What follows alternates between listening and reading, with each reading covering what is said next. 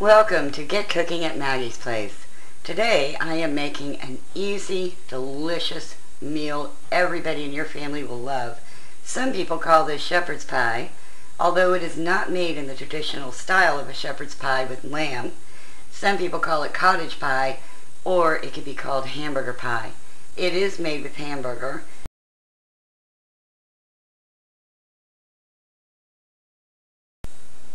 To start off, I peeled 5 potatoes and I have them in cold water ready to go, and I'm going to add a bay leaf, and I'm also going to add about a half a teaspoon of kosher salt. Now we're going to work on the vegetables that goes into the meat portion of our pie.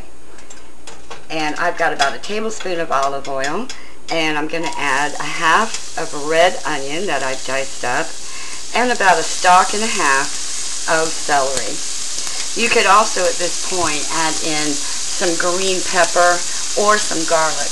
But the friend that I'm making this for, she doesn't like either.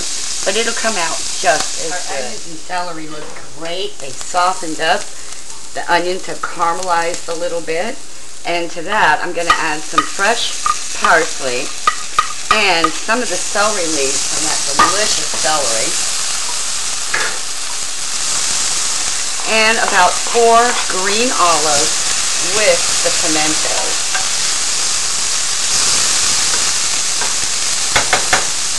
A little bit of fresh cracked pepper. And we are good to go. We'll let this cook out for about another 20-30 seconds. We'll set it on the side. I've added some more olive oil to the pan, just a little bit. And the beautiful smell from the celery and the onions, and when you put the parsley in there, it was just marvelous. And now all those flavors are in this pan. That's going to help to flavor our meat. I'm going to put in about a pound of ground chuck. I love the way it tastes.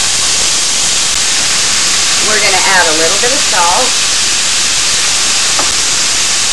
a little bit of ground pepper. Then we're going to cover that and let it simmer until all the meat is browned. While our meat is browning, I drained the potatoes, pulled out the bay leaf, and I added a half a stick of butter in little pats so that it'd be easier to melt. Just going to mash the potatoes up and get all that butter flavor running through them. There. Easy as that. We're also going to add about a half a teaspoon of kosher salt, some black pepper,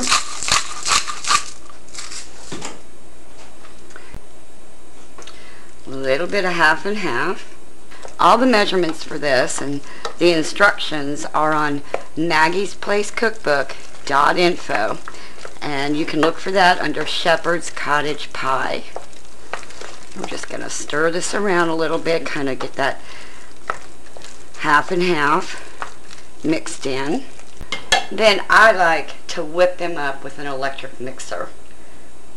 Okay, our potatoes are whipped up, and I did throw a little bit more half and half in there just because I wanted them to be more light, more fluffy.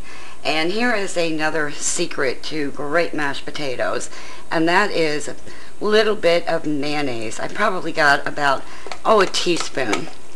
And this was 5 potatoes that I peeled and cooked up. And you just want to mix that in there. Nobody will even know it's in there. It makes the potatoes creamier. It just brings out a great flavor. And also I've made them, they're rather light, and they're very, very creamy. And I want them that way because this is going to go on top of our meat mixture, which is going to bake in the oven with cheese on top of that. At this point too, if you wanted to make these cheesy potatoes to go on top of your meat mixture, you could go ahead and add about a cup or a cup and a half of some cheddar cheese. That would be really delicious. Our meat has all browned, and it really looks great. I drained all the fat from it.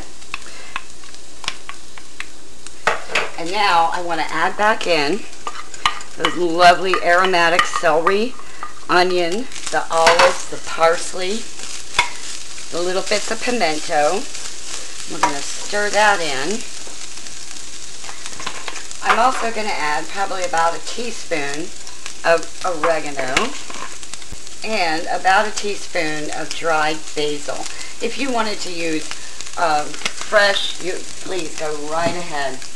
We're going to put a little bit more pepper in this. Fresh ground pepper, there's nothing like it. And because we have the olives in there, we do want to be careful with our salt, but we're just going to put a little bit more kosher salt in there to help bring out the flavor of the meat. Now I'm going to turn off my burner. Mix all this in. And then I'm going to put 1 large can of tomato paste. This is what's going to bring all of it together. Start stirring it and mixing the meat in with the tomato paste. This has such an awesome flavor. You never would have thought it, right?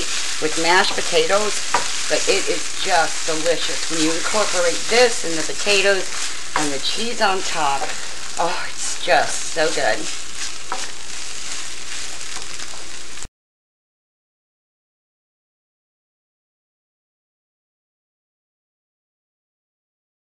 And I've put Monterey Jack and cheddar on top of our beautiful potatoes. And this is such an easy dish. It is better if you make it the day before, put it in the refrigerator. It does cut easier that way. And it is also very freezer friendly. You can make it, cool it in the refrigerator, the next day cut it into squares, put them into individual little baggies, pop it in the freezer. Have a rush night, don't feel like stopping for pizza or other type of fast food. Pull this out of the freezer, give it just a little time to thaw out, throw it in the microwave, side salad, some bread, you've got a great meal. We're going to throw this in a 350-degree oven for about 20 minutes and let's get all that cheese nicely melted. Our shepherd's pie is done and I've let it set for about a half hour, and I'm just going to take a spatula and go down the middle, turn it, go down the middle again. So it's like cutting a pie or cutting a cake into eighths. And we'll just head down this way.